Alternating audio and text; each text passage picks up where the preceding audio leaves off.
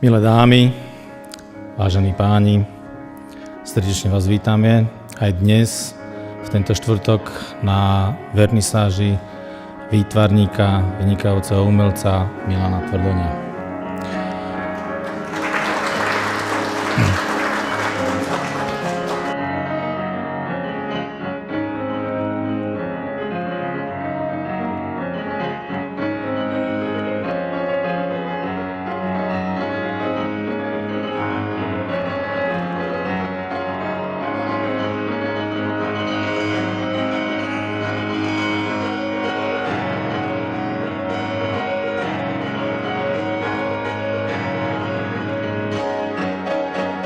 Ja by som skôr teraz požiadal autora, aby sám niečo povedal o svojej práci a sám porozprával o tom, ako cíti tú svoju tvorbu a ako sa mu maluje.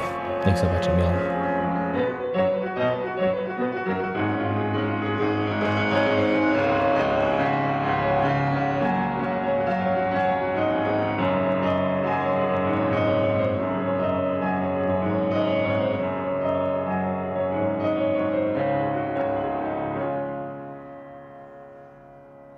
Ďakujem všetkým vám, ktorí ste prišli a proste som milo prekvapený účasťou.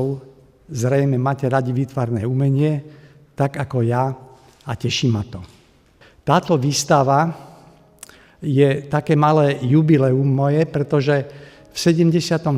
roku som mal prvú samostatnú výstavu v Bratislave. A toto je už v poradí 20. moja výstava. To, čo je tu vystavené, tomu sa hovorí expresívna abstrakcia. Expresívna pretože sú tam výrazné čisté farby, je tam jasný ťah štetca a to, že je to abstrakcia, tak to vám vysvetlím zase, ako som sa k tomu dopracoval. Je to proste moja filozofia.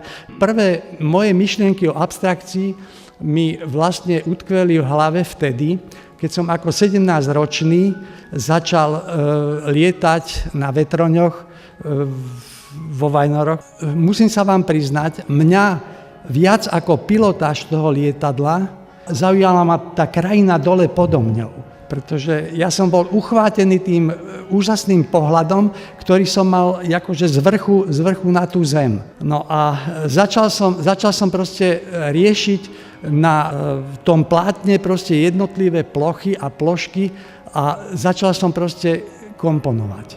A mňa ťahali čisté farby. Tak som si proste povedal, že v čom je zaujímavá hudba? Hudba samotná ako taká je vlastne abstrakcia. A tak som začal proste komponovať, vlastne hudbu som začal komponovať v tých svojich obrazoch.